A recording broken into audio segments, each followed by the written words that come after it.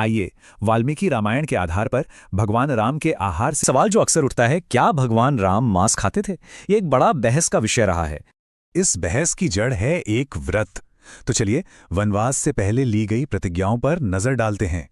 भगवान राम ने कौशल्या से साफ कहा था कि वो वनवास में एक मुनि का जीवन जिएंगे।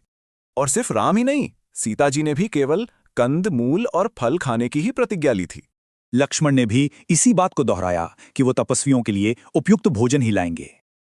और तो और, अशोक वाटिका में हनुमान ने सीता जी को यही बताया कि राम ने कभी मांस नहीं खाया।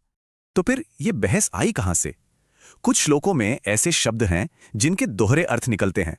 जैसे अयोध्या कांड का ये श्लोक जिसमें सीता जी गंगा को मांस और सुराघट चढ़ाने की बात करती।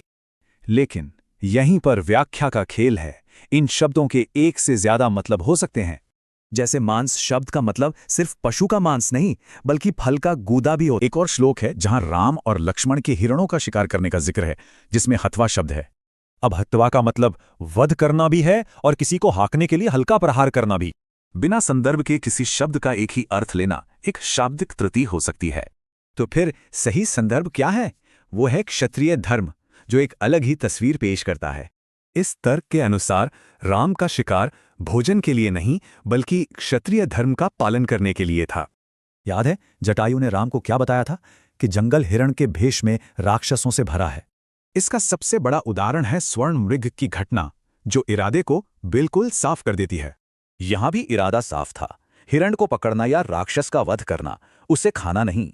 तो निष्कर्ष क्या है? एक तरफ हैं प्रतिज्ञाएं और दूसरी तरफ शब्दों की सही व्याख्या का सवाल।